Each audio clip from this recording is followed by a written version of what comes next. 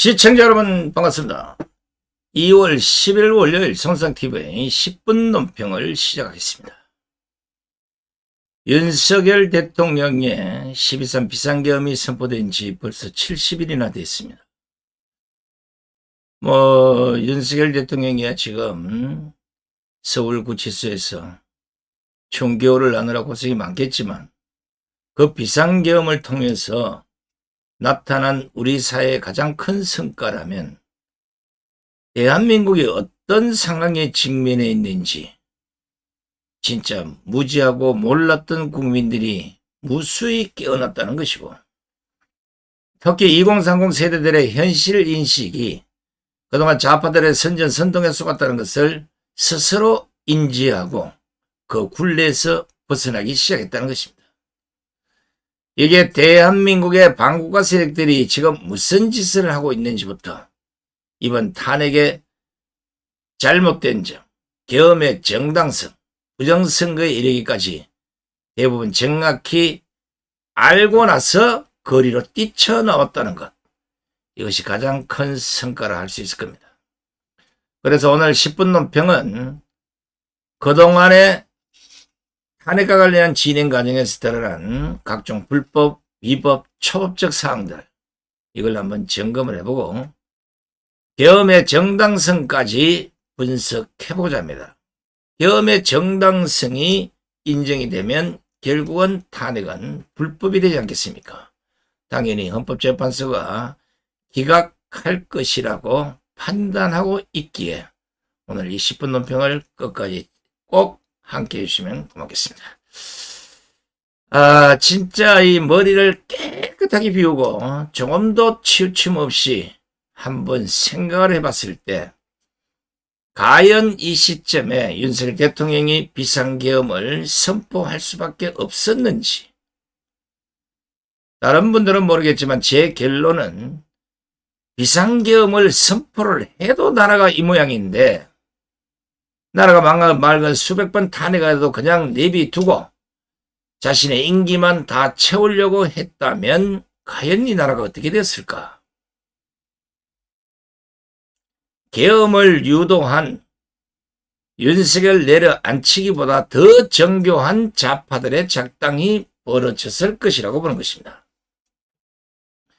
그런 점에서 저는 일단 계엄의 진정성 측면에서 큰 점수를 주고 싶습니다. 잘 한번 생각해 보십시오. 윤석열 대통령이 비상계엄으로 저 무지막지한 야당을 아예 초토화시키려고 했다면 밤 10시 23분이 아닌 모두가 잠든 새벽 한 3, 4시경에 비상계엄을 선포하지 않았겠습니까? 그것이 아니기 때문에 윤석열 대통령의 비상계엄은 본인이 직접 선포 이유까지 밝힌 게 아니겠습니까? 윤 대통령의 대국민 담화에서 밝힌 이유는 국민들이 공감하는 내용이 대부분이었습니다. 만약 그 이유가 황당하거나 야당 탄압을 위한 것이었다면 지금의 51% 지지율은 없었을 것입니다. 시간이 지나면서 민주당의 황당한 아나무인 탄핵질에 국민들의 불만이 폭증했고, 거기야 국회, 공수처, 검찰, 경찰, 서부지법, 심지어는 선관위, 헌법재판소까지 저지르고 있는 불법, 위법, 초법적 행동에 결국 2030 세대가 보다 못해서 광장으로 대거 쏟아져 나온 것입니다. 아시다시피 윤석열 정권 들었으면서 오늘 계엄 이전까지는 2030 세대의 지지율은 아마 가장 바닥이었을 겁니다. 그렇게 꿈쩍하지 않던 2030 세대의 외침이 무지한 국민들까지 일깨웠고 바닥을 치던 윤석열 대통령의 지지율이 51%, 50 중반대까지 지금 올라가고 있는 상황입니다. 결국 이승을 되찾은 국민들은 야당의 선동 거물에서 벗어나서 계엄의 정당성 쪽으로 발길을 돌리고 있는 것입니다. 이걸 다시 한번 보시면 비상계엄 선포 이유를 윤석열 대통령은 나름대로는 정확히 국민들에게 알렸다고 봅니다. 만약에 우리 언론들이 당시 윤석열 대통령의 비상계엄 선포 그 이유를 지금과 같이 매일 그냥 방송에서 이런 이유로 비상계엄을 할 수밖에 없어요 이러면 탄핵이 제대로 되겠습니까? 이건 싹 숨겨버리고 일률적으로 무슨 지령을 받은 것처럼 그냥 윤석열 대통령을 내란 수개로 몰고 내란 죄를 뒤집어 씌워서 지금까지 끌고 왔던 겁니다. 이게 하루아침에 우연의 일치처럼 되는 게 아니라 제가 말씀드렸잖아요. 이거는 야당, 군, 경찰, 검찰, 법원, 헌법재판소, 선관위까지 뭔가는 우리가 보이지는 않지만 감은 잡을 수 있는 이 거대한 카르텔에 의해서 윤석열 대통령이 지금 영의의 몸이 되어 있는 겁니다. 윤석열 대통령은 국회 22건의 탄핵소추 발의, 그 당시에요. 지금 29건까지 갔습니다. 판사급박, 검사 탄핵 추인 등으로 행정부를 마비시켰다고 분명히 말을 했습니다. 그러면서 민주당 주도로 이루어진 삭감 예산안까지 언급을 했습니다.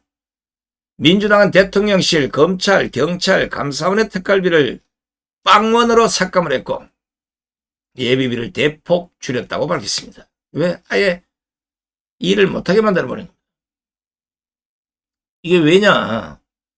탄핵으로 기관장들, 주요 기관장들의 손발을 묶고 이재명을 수사한 검사의 손발을 묶어버리고 판사들은 겁박을 통해서 잘못 판결하면 가만두지 않겠다는 우회적인 겁박을 했고 검사는 실제 탄핵으로 손발을 묶었던 겁니다.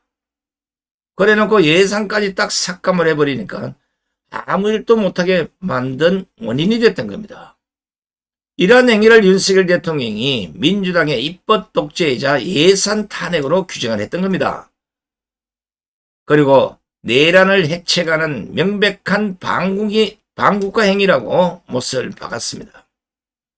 이어서 국회가 자유민주주의 체제를 붕괴시키는 괴물이라는 표현까지 썼습니다. 이런 이유를 설명하고 비상계엄을 선포한다고 밝혔던 겁니다. 그리고 비상계엄을 통해서 해악질을 일삼은 망국의 원흉, 반국가 세력을 반드시 척결하겠다고 밝혔습니다. 윤 대통령 무엇보다 저는 오로지 국민 여러분만 믿고 신명을 바쳐 자유 대한민국을 지켜낼 것이라는 의지까지도 천명을 했습니다. 이런 점을 감안한다면 윤석열 대통령의 비상계엄은 내란이 될 수 없는 것입니다. 오히려 황당한 건 야당과 공수처, 검찰, 경찰, 국정, 군, 법원, 헌재까지 총망라된 기법과 불법 행위들이 오히려 내란을 자행하지 않았다는 생각을 거둘 수가 없습니다. 성립되지도 않는 내란죄를 앞세워서 탄핵소추를 의결한 국회. 그러다 난데없이 탄핵소추의 70% 이상을 차지하고 있는 내란죄를 국회 재의결도 없이 빼버린 위법행위. 내란죄 수사를 할 수 없는 공수처가 직권남용죄를 앞세워서 대통령을 체포하고 구속까지 시킨 불법과 위법행위. 특히 서울 서부지법이 윤석열 대통령의 체포영장과 함께 수색영장을 발부하면서 영장을 집행할 때 형사법 110조와 111조 적용은 예외로 한다는 이 취지의 문구를 적은 위법행위. 공수처로부터 받은 공소장에서 직권남용죄를 빼고 내란 수개로 구속 기소한 검찰의 위법행위. 홍장원 전 국정원 1차장과 각종 특전사령관의 논리적으로도 맞지 않는 변명과 해괴망측한 해명들. 무엇에 쫓기듯 윤석열 대통령의 방어권조차 차단한 헌법재판소의 위법과 불법행위. 이 모든 행위를 모아보면 윤석열 대통령의 탄핵은 특정 세력에 의한 답정너 탄핵임을 알 수 있습니다.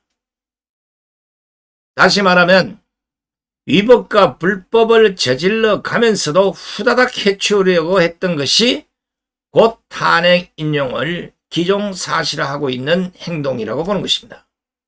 그러니까 일련의 이런 행위들은 결론을 정리해 놓았을 때 나타나는 것이라고 보는 것입니다. 이게 결론을 정해 놓지 않으면 굳이 이렇게 서두르고 할 이유가 없는 겁니다.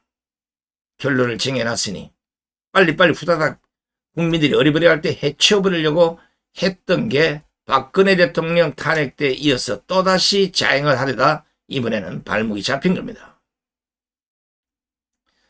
잘 한번 생각해 보십시오. 한 나라의 대통령을 탄핵하면서 헌법재판소까지 조급하게 설치는 그 이유가 뭐겠습니까? 저는 아무리 다른 답을 찾아보려고 해도 이재명 재판과의 연관성 이외에는 없다고 보는 것입니다. 사법부의 우리법연구의 말씀은 이미 암덩어리가 됐지만 헌법재판소까지 판박이가 되면 안 되는 것입니다. 그런데 지금의 헌법재판소는 우리 법도 모자라서 너무도 드러난 붉은 재판관들이 한둘이가 아닙니다. 이러니까 이미 탄핵은 결론이 나 있다고 국민들이 보고 있는 겁니다. 천지가 개벽하지 않고는 자에게 깊이 물든 재판관들이 탄핵 기각에 손을 들 일은 만무할 것입니다. 이러니 지금 민주당이 마흔역을 임명하라고 최상목 권한대행을 급박하고 있는 게 아니겠습니까? 윤석열 대통령의 탄핵 여부를 떠나서 불법과 위법의 탄핵에 헌재 재판관들이 손을 든다면 국민 분노는 하늘을 찌를 겁니다. 헌법재판소는 이미 국민적 신뢰를 절반 이상 잃었습니다. 오죽하면 윤석열 대통령 측에서 헌법재판소에 문영배, 이미선, 정계선 재판관에 대해서 해피촉구 의견서를 제출했겠습니까? 국가인권위원회에 김용원 상임위원회 헌법재판소에 대한 지적 중에 한 대목을 제가 들려드립니다. 인권보장의 대원칙이란 바로 적법 절차 원칙과 대통령의 방어권 보장 원칙을 뜻한다. 인권보장의 대원칙은 모든 국민에게 예외 없이 적용되는 것이다. 이 대원칙을 지키지 않고 허겁지겁 서두르면 국민들이 분노하게 되고 파국을 맞이하게 된다. 국민을 분노하게 할 일은 절대 피해야 마땅하다. 헌재 재판관들은 제정신을 차리고 이 사건을 처음부터 다시 점검해야 할 것이다. 대통령 탄핵에서 헌법 84조에 의거 처음부터 탄핵 사유가 없는데도 불구하고 조작된 업무를 기반으로 탄핵 심리를 하고 있다고 생각하지는 않는가? 사법부 최후의 보루라 불리는 헌재 재판관들로서 정의 구현을 위해서는 이 시점 어떤 행동을 해야 하는지 양심을 깨워보시라. 자, 여기까지는 정치적 판결을 하려는 꼼수를 이미 도출시켰습니다. 그래서 수백만의 국민들이 헌법재판소를 예의주시하고 있는 것입니다. 박근혜 대통령 탄핵 때처럼 얼렁뚱땅 넘어가려면 아마 큰 코 다칠 겁니다. 깨어난 2030 세대들은 이번 탄핵은 엉터리 불법 탄핵임을 그들 스스로가 판단하고 결정을 내린 사실입니다.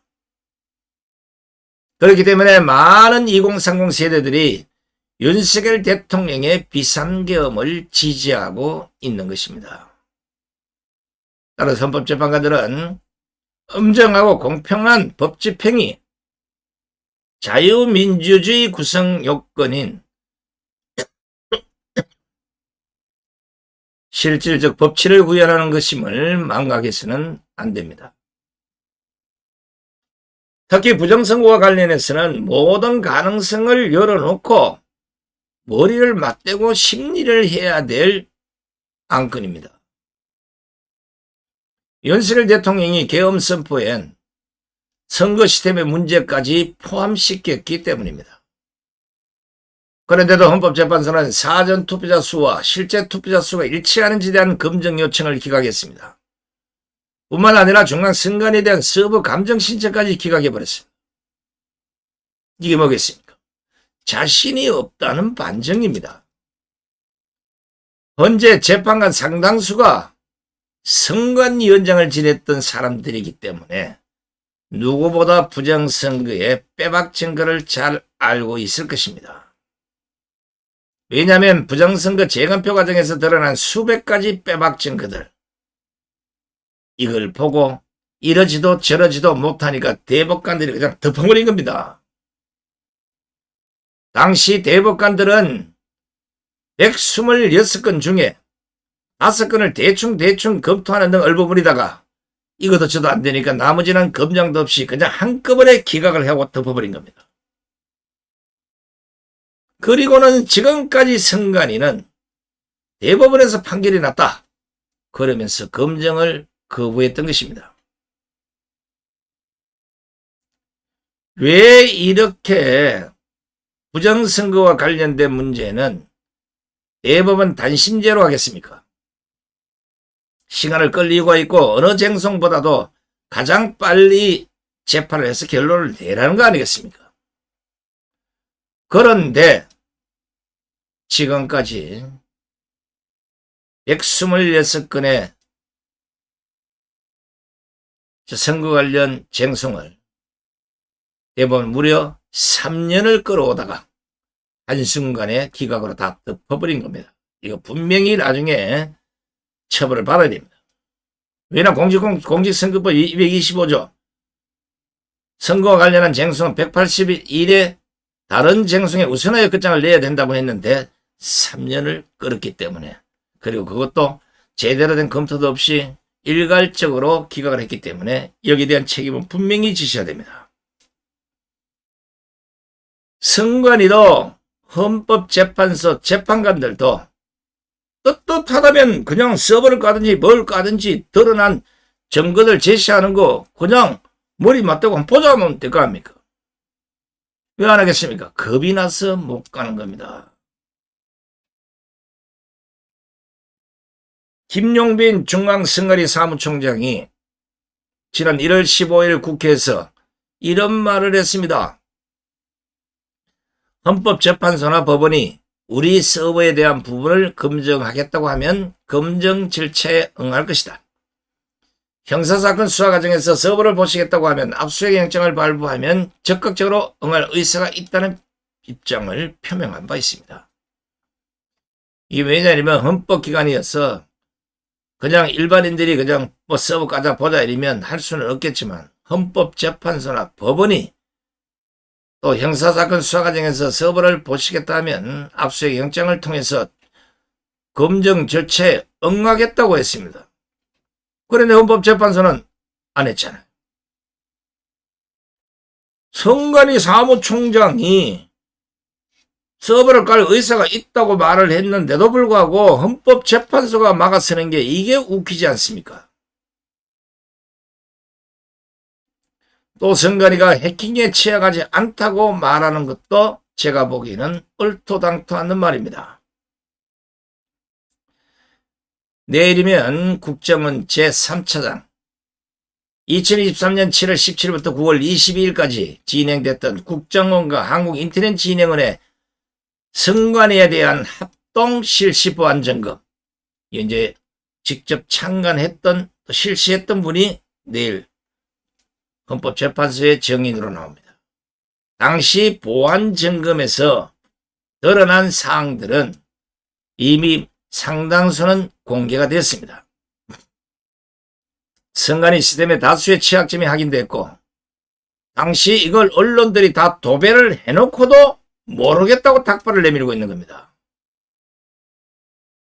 당시 보안점검에서는 선관위의 투표 시스템, 개표 시스템, 사전투표 시스템 등 주요 시스템에서 다수의 보안 취약점이 발견됐다고 발표를 했습니다. 국정원이. 특히 시스템 보안의 허점으로 인해 선거 과정에서 데이터가 변경되거나 유출될 위험이 발생할 수 있다는 점에서 큰 우려를 낳았던 게 사실입니다. 여기에서 시스템 보안의 허점으로 인해서 선거 과정에서 데이터가 변경되거나 유출될 위험이 발생할 수 있다는 것, 이거는 결국은 선거 인명부족 조작이 가능하고 투표도 조작이 가능하고 심지어는 망으로 뚫고 들어와서 해커가 들어와서도 조작이 가능하다는 걸 그대로 드러냈던 겁니다. 그래서 당시 아마 기억하실런가 모르겠는데 국정원이 밝힌 주요 사안들이 한 9가지가 여기까지 됩니다. 제가 하나하나 들려드리겠습니다. 첫째, 해커는 이 시스템을 통해서 유권자의 투표 정보를 변경하거나 존재하지 않는 유령 유권자를 정상적인 유권자로 등록하는 등의 조작이 가능했다. 이것 때문에 우파 단체에서 지금 제시한 빼박 증거들 중에는 김씨, 깡씨, 꼬씨 뭐 이딴 희한한 성을 가진 사람들이 그 인명부에 적혀있고 심지어는 130살, 100세 이상의 수많은 사람들이 투표를 한 것으로 지금 조작이 돼 있습니다. 바로 이게 그 원인이 아닌가 하는 생각을 해봅니다. 둘째, 선관위의 내부 시스템에 침투한 해커는 사전투표용지에 날인된 행정인과 투표소인 파일을 질취할 수 있었고 이를 통해 실제 투표용지와 QR코드가 동일한 무단 투표지를 출력하는 것도 가능했다고 합니다. 셋째, 사전투표소에 설치된 통신장비에는 외부 비인가 PC가 연결될 수 있는 취약점이 발견됐습니다. 이를 통해서 내부 선거망으로 침투할 수 있었고 선거 결과가 조작될 수 있는 위험이 존재했다는 것이 국정원에 발표했습니다. 이거 아주 중요한데 내부 선거망으로 침투할 수 있었다. 이게 쉽게 따지면 보통 이제 전산망에는 이 벽이 있습니다. 이래. 일반 정부는 이 벽이 2개가 있어서 하나는 일반 내부망, 하나는 정부망 이래 되어 있는데 선관위는 이쪽에 전산망이 하나 더 있습니다. 다른 거 다 몰라도 다른 거 뚫려서는 안 되겠지만 선거망이 뚫려서는 절대로 안 되는데 실제 해커를 해보기에 선거망으로 침투를 할 수 있었다는 겁니다. 이것만 해도 선관위는 끝난 거예요.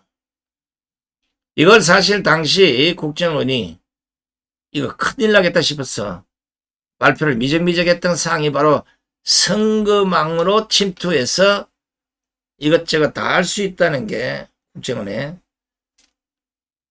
보안점검 결과에서 나타난 겁니다. 쉽게 생각하면 일반망으로 들어가도 정부망으로 들어갈 수 있고 정부망으로 들어가도 선거망으로 들어가고 선거망으로 들어가도 정부망으로 다 뚫린 거죠. 이게 벽이 왜 필요하겠습니까?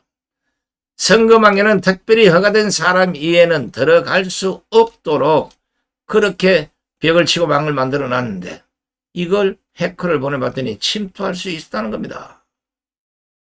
넷째, 보안관리가 미흡해서 해커가 개표 결과값을 변경할 수 있는 가능성이 확인됐고 투표지 분리기에서는 외부 장비인 USB가 무단으로 연결될 수 있었다. 이를 통해 해커가 개표 결과를 변경할 수 있었다는 겁니다. 이 정도면 끝난 거 아닙니까? 다섯째, 투표지 분류기에는 인터넷을 통한 무선 통신 장비가 연결될 수 있는 취약점이 있었고 이 또한 해커가 개표 과정에 개입할 수 있는 가능성을 열어주었다는 것입니다. 여섯째, 망분리 보안 정책이 미흡해서 전상망 간 통신이 가능하게 되어 해커가 외부에서 내부 중요망으로 침투할 수 있는 경로가 열려 있었다. 방금 제가 얘기한 이 망, 전산망, 이 내부 주요망으로 마구잡이로 침투할 수 있는 이 경로가 열려 있었다는 겁니다. 끝난 거지 뭐. 일곱째, 선관위는 시스템 접속 시 강력한 패스워드를 사용해야 하지만 실제로는 단순한 패스워드를 사용해서 해커가 이를 쉽게 추적할 수 있었다. 그 비밀번호가 1, 2, 3, 4, 5란 거 많이 들어봤을 겁니다. 이로 인해 시스템 침입이 가능했고 내부 포털 접속 패스워드, 후보자 명부, 제외 선거인 명부 등의 중요 정보가 평문으로 저장되어 있었고 개인정보 유출의 위험도 커졌다는 것이 국정원의 보안점검 결과였습니다. 여덟째, 북한발 해킹 공격에 대해 사전 인지하지 못하고 적절한 대응 조치를 취하지 않았다는 것입니다. 그러고 보니까 이 해킹의 조범이 김숙김처럼 그 주범은 북한과 중국인데 여기에 그냥 열려 있었다는 거 아닙니까? 그것도 모자라서 이메일 해킹 사고에 대한 피해자 통보까지도 이루어지지 않았다는 겁니다. 아홉째, 전산망 및 용역업체 보안관리 미흡이 가장 큰 문제로 드러났습니다. 이와 같은 부실한 해킹 대응은 선거의 공정성과 신뢰성에 큰 타격을 줄 수 있다는 것이 당시 국정원의 지적이었습니다. 그렇다면 이러한 문제점들과 선관위의 전산 서버의 취약점이 진짜로 해소가 되었는지 국민들의 궁금증 해소 차원에서라도 국정원을 통한 보안 점검을 새로 해서 국민들에게 그걸 밝혀야 되지 않겠냐 이겁니다. 헌법재판소가 헌법재판관이 진정으로 국가와 국민을 위한다면 이것 확인을 위해서라도 부정성과 관련한 대통령 측 요구를 받아들여야 하는 것입니다. 선관위도 아닌 헌재 재판관들이 부정선거와 관련한 이 사실 여부 판단을 기각으로 막아서는 그 이유가 석연치 않기 때문에 그렇습니다. 헌재 재판관들은 더 이상 국가와 국민을 무시하는 행위를 해서는 안 됩니다. 이것은 윤석열 대통령 탄핵을 넘어서 국민의 소중한 주권이 침해당한 중요한 문제이기 때문에 그렇습니다. 헌법재판관들은 눈이 있다면 지금 전국에서 덜불처럼 일어나고 있는 이 국민들의 분노를 똑똑히 보시기 바랍니다.